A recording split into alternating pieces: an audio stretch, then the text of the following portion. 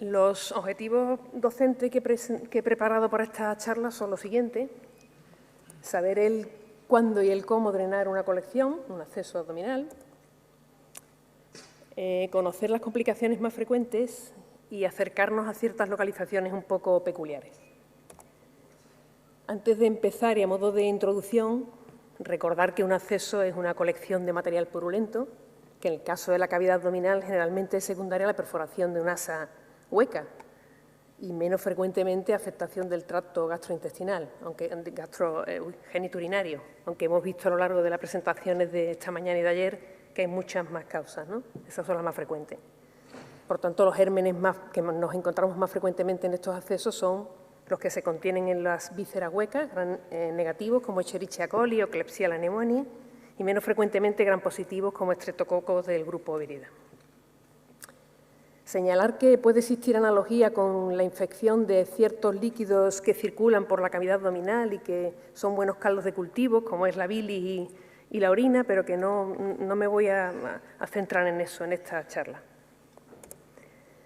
El segundo punto que quería reseñar es que desde hace ya casi 40 años que empezó esto del drenaje percutáneo guiado por imagen, y desde hace ya bastante tiempo es el tratamiento de elección para el drenaje de accesos. Y tiene una efectividad que ronda el 90%.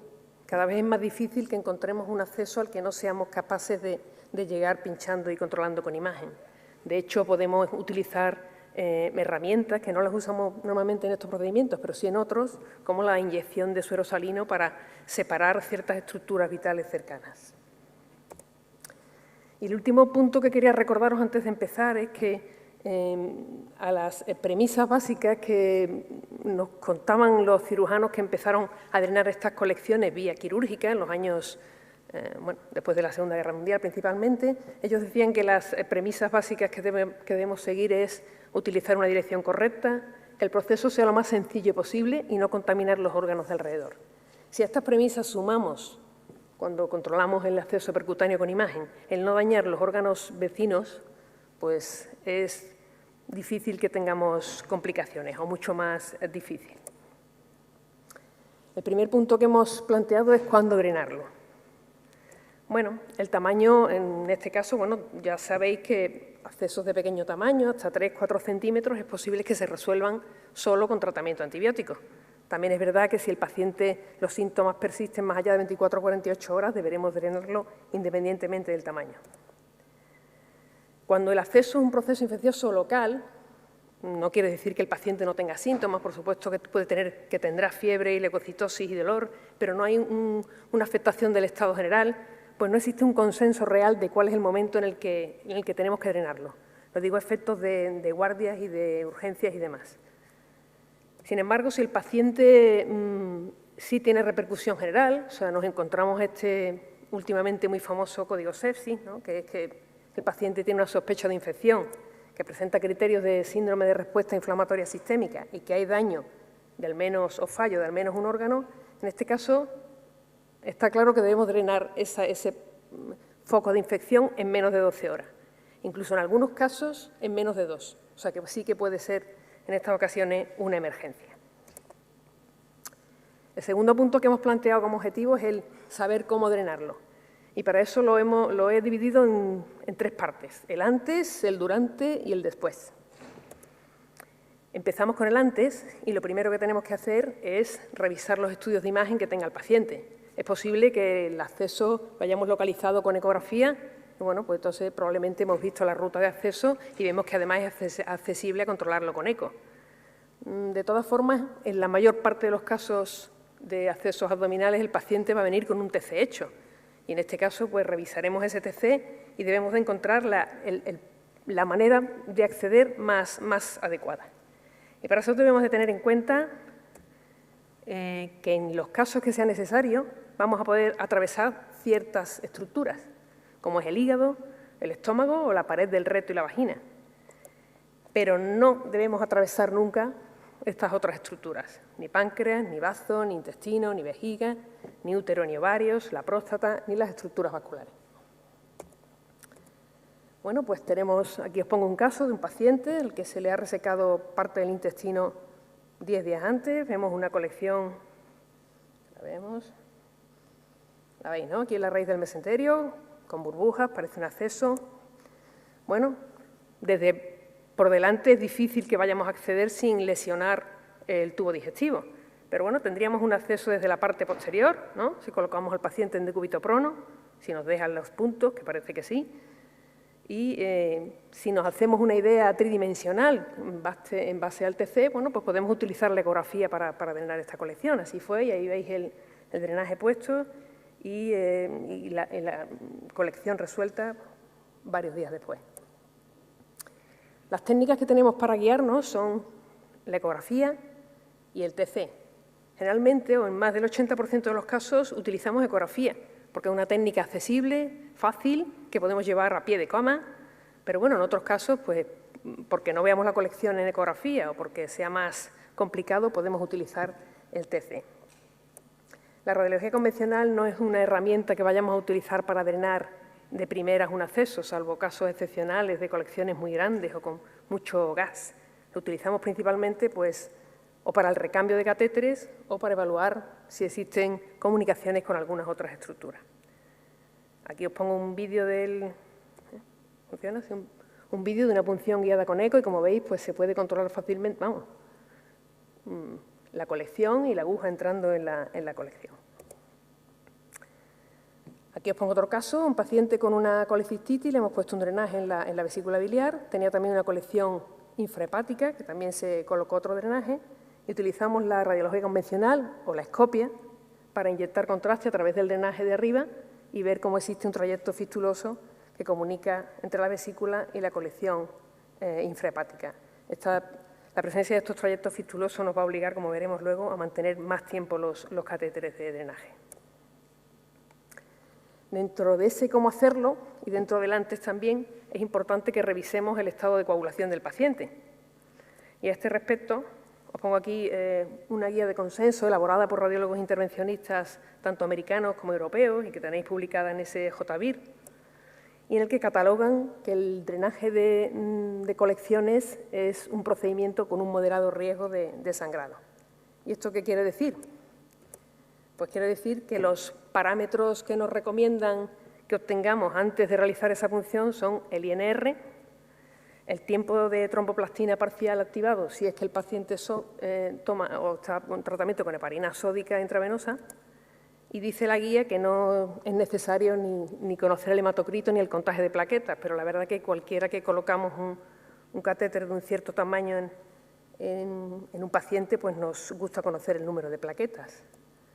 Y los parámetros deben encontrarse, el INR no debe ser superior a 1,5, el tiempo de tromboplastina no debe ser superior a 1,5 veces el control, y si el paciente tiene menos de 50.000 plaquetas, estaremos obligados a realizar una transfusión. Y por otra parte, en cuanto a los fármacos que tome el paciente, si toma clopidogrel, deberemos retirarlo 5 días antes. Esto, como os imagináis, en situación de emergencia o de urgencia, pues vamos a tener que saltar o pasar un poco de él. No es necesario que retiremos la aspirina y si el paciente le estamos poniendo fraxiparina de forma profiláctica, deberemos evitar la dosis previa a la punción. El otro punto que deberemos revisar antes de drenar la colección es el uso de antibióticos. Por supuesto que si el paciente está séptico, dentro de las cosas que debemos de hacer de manera rápida para evitar una mortalidad alta de este proceso es una cobertura antibiótica de amplio espectro lo antes posible. Pero si el paciente no es un paciente crítico, vamos a poder esperar al cultivo del material obtenido y a dar el antibiótico adecuado. De todas formas, existen una serie de factores de riesgo que nos van a obligar o nos hacen recomendable poner antibiótico antes de drenar esa colección. Pueden ser factores que se deban a la propia situación del paciente, edad superior a 70 años, comorbilidades médicas o inmunosupresión, o que el paciente tenga una afectación extensa con peritonitis. Otras condiciones que pueden ser propias de la propia infección, porque sea adquirida en el hospital o porque el paciente haya viajado a zonas donde conocemos que hay gérmenes resistentes, y otras que se deben al propio procedimiento, ¿no? En caso de que vayamos a retrasar la punción de ese acceso más de 24 horas, deberíamos de tratar con antibióticos, o si es imposible que drenemos esa colección. Aquí os pongo, no es una cosa que hagamos nosotros habitualmente, son los clínicos los que administran los fármacos antibióticos, pero por supuesto que existen guías de recomendación empírica con fármacos de forma con un solo fármaco o combinados con metronidazol. Y el último punto que quería que repasáramos antes de irnos a pinchar es, como sabéis, cualquier procedimiento intervencionista es importante que contemos al paciente los riesgos, los beneficios que queremos obtener con el procedimiento y los riesgos a los que le sometemos. Y además obtener un consentimiento informado firmado. A este respecto, por si no lo sabéis, la página de la SERVEI, de la Sociedad Española de Radiología Intervencionista, tiene en abierto todos los consentimientos o la mayor parte de los consentimientos que usamos en el día a día y los podéis descargar de manera libre. Pasamos al durante la punción. Bueno, pues lo primero que tenemos que hacer es colocar al paciente en posición correcta. Hemos evaluado las imágenes que habíamos obtenido, hemos decidido que vamos a entrar por este punto y a lo mejor es necesario que el paciente esté en una posición especial, boca abajo, de lado, como sea. Es importante que coloquemos al paciente y además que esté lo más cómodo posible para que colabore con nosotros. Y también es importante la posición del operador. Como os he dicho, en la mayor parte de los casos, o menos en nuestro caso, realizamos las punciones con ecografía y es importante que coloquemos la pantalla del ecógrafo pues, de frente al operador y al otro lado del paciente, ¿no? De manera que haya una línea de visión recta entre el equipo de ecografía y lo que queremos pinchar. Aquí os pongo una imagen de un paciente realizado una punción con la eco nos permite realizarlas a pie de cama, en la UCI o en la REA, donde sea, y vemos cómo el ecógrafo se sitúa al otro lado del paciente, el paciente está aquí tenemos el material y la persona que va a realizar la punción en la posición más cómoda posible. En todos los casos vamos a utilizar anestesia local para el punto de entrada y el trayecto que vamos a seguir y en algunas ocasiones va a ser necesario la sedación, bien porque sean pacientes pediátricos o pacientes especiales o en algunas circunstancias. En nuestro caso, por ejemplo, las transrectales solemos hacerla también con sedación. No sedamos nosotros y colabora el servicio de anestesia. Aunque sea un procedimiento sucio, es importante que mantengamos las normas de asepsia lo más posible, ¿no? Porque no está bien que contaminemos la muestra con material de fuera que puede falsear el hallazgo del microorganismo. Por supuesto, en algunas punciones esta asepsia va a ser difícil. La transrectal, pues no solemos limpiar la zona en la que vas a entrar. Y, por último, vamos a realizar la punción que podemos hacerla de dos formas, bien con técnica Seldinger o bien con técnica de Trocar. Os cuento un poco cada una de ellas. La técnica Seldinger consiste en ir aumentando el grosor del material que vamos utilizando. Empezamos con una aguja, que la tenéis aquí, fina, de 22G, que colocamos en la colección. A su través introduciremos una guía fina, pero de alto soporte, que es esta otra que veis aquí. Esa nos permitirá avanzar este otro sistema, que es un sistema COPE, que está formado por dos vainas plásticas que tienen un fiador metálico que nos da firmeza para avanzar. Una vez que estemos con ese artilugio en la colección, retiraremos todos los elementos, salvo la vaina más externa, que nos va a permitir pasar una guía de mayor calibre y mayor firmeza, que nos permite definitivamente avanzar el catéter de drenaje. El catéter de drenaje, como sabéis, tiene forma, el extremo distal tiene forma de pigtail, que nos va a permitir en una superficie menor muchos agujeros de drenaje, ¿no? Y facilita el drenaje de la colección. Ese mismo drenaje que hemos usado en el Seldinger al final es el que utilizamos para hacer la punción directa con Trocar. Utilizaremos para ello todos los elementos de ese catéter. El catéter en sí, que es una vaina plástica, un fiador metálico y una aguja con punzante que va por el interior. Aquí está el catéter montado entero. Y bueno, directamente pincharemos la colección sin hacer tanto intercambio de catéter. Aquí os pongo un vídeo que podéis ver que con eco incluso podemos ver cómo avanza el catéter y se retira el fiador metálico.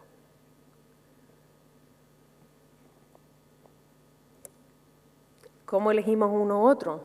Bueno, pues en caso de que el diagnóstico sea dudoso y debamos de realizar una punción previa para comprobar si el material está infectado o no, vamos a usar la técnica Seldinger.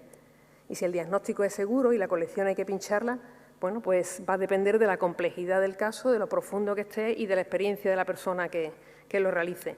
Obviamente el trocar nos permite la sencillez que buscábamos en esas premisas básicas, el paciente menos tiempo y bueno, en definitiva, más seguridad. ¿Qué hacemos? ¿Dejamos el catéter o lo retiramos? Pues lo suyo es que lo dejemos, pero en el caso de que la colección sea muy pequeña y no vayamos a estar seguros de que todos los agujeros se quedan dentro de la colección, la posibilidad de infectar las estructuras de alrededor es alta y en ese caso no dejaremos catéter, sino que aspiraremos el material y nos retiraremos. Y por fin, dentro de cómo hacerlo, pasamos al después. ¿Necesita cuidados el catéter? Bueno, pues por regla general no, si el material es suficientemente fluido, pero si no es así, pues puede ser que precise lavado, que los haremos con suero salino cada 8 horas, por ejemplo. O si el material es muy denso o son restos hemáticos infectados, pues es posible que necesitemos infundir alguna solución de fibrinolítico. Por ejemplo, nosotros usamos RTPA, que sabéis el fibrinolítico potente, que es el que usan los neurólogos para el código ictus, y que diluimos una cantidad de 4 a 6 miligramos en suero salino y introducimos dentro de la cavidad el contenido, que sería más aproximadamente un 30 o un 50% del contenido que creemos o que calculamos que existe dentro de la cavidad. Eso lo dejamos media hora haciendo efecto con el catéter cerrado y media hora después lo abrimos. Este procedimiento lo podemos realizar un par de veces al día sin que aumente la posibilidad de sangrados, o no está demostrado que se aumente. ¿Y cuándo retiramos el catéter? Bueno, pues en primer lugar cuando el proceso se haya resuelto clínicamente, el paciente no tenga fiebre, ni dolor, ni leucocitosis, el drenaje sea inferior a 10-20 mililitros por día y en el caso de que si sospechamos fístula lo descartemos, porque si existe una fístula obviamente y retiramos el drenaje, la colección se va a volver a formar y es necesario en esos casos mantener el drenaje durante más tiempo. Aquí os pongo un ejemplo de un acceso hepático al inicio, al colocar el catéter, un mes después, que todavía tenemos colección, incluso 3 meses después, la colección ya está séptica, pero persisten restos, incluso 5 meses, que el control lo hemos hecho con ecografía, persiste colección ya aséptica, sin gérmenes, pero todavía existen restos. ¿Complicaciones?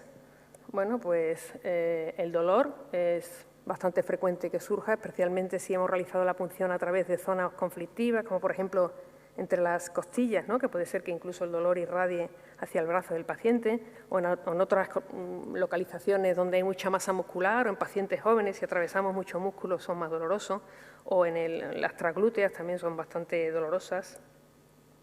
La sepsis, que en el procedimiento de introducir un catéter es posible que parte de esos gérmenes pasen al torrente sanguíneo y ocasionen una sepsis. Está descrita de forma más habitual cuando pinchamos accesos hepáticos, donde se describen incluso hasta en el 26% de los casos que se drenan accesos. Fístulas, que como os he dicho nos van a obligar a mantener durante más tiempo el catéter de drenaje. Sangrado o formación de pseudoaneurisma, que por supuesto pasará cuando probablemente de forma inadvertida hemos atravesado una estructura vascular. Aquí os pongo un ejemplo de un paciente al que se le había drenado un acceso hepático y al retirar el catéter, pues veis una colección subcapsular. Bueno, la veis, ¿no? Que era un hematoma. Y la peritonitis, que, como os he contado, si dejamos parte de los agujeros de ese catéter de drenaje fuera de la colección, es posible que se infecten las estructuras de alrededor, y en este caso el peritoneo. ¿Y cómo evitamos esas complicaciones? Pues volvemos a esas premisas básicas que os contaba al principio y que si las tenemos en cuenta, pues va a ser menor el número de complicaciones que tengamos. Debemos de usar la vía más corta y más directa hacia la colección. Debemos de evitar órganos y estructuras vitales y de evitar contaminar áreas estériles. y también trataremos de colocar el drenaje en la porción más dependiente para facilitar el vaciado de la colección. Pasamos ya al último punto que os quería comentar, que son localizaciones un poco especiales, y son estas tres: las subfrénicas, las epigástricas posteriores o peripancreáticas y la pelvis. Empezamos por las subfrénicas, que son especiales porque, como sabéis, los recesos pleurales descienden mucho hacia la parte superior del abdomen, sobre todo por la parte posterior del paciente. Esto hace que colecciones que se sitúen aquí, pues o las pinchamos con un ángulo muy caudocraneal o es posible que atravesemos estructuras de la caja torácica. Aquí os pongo un ejemplo de un catéter que se puso en la vesícula, un paciente operado. Como veis, este paciente tiene, bueno, pues ahí tenía derrame pleural y ahora tenemos un hidroneumotórax. No necesariamente hemos tenido que atravesar el pulmón para causarlo, probablemente en las maniobras de punción entró aire a la cavidad pleural, pero lo que sí está claro es que hemos atravesado la pleura. Pero bueno, es que sería difícil entrar en esa colección sin hacerlo. Debemos tratar de evitarlo, ¿no? Aquí os pongo otro ejemplo de una colección periesplénica.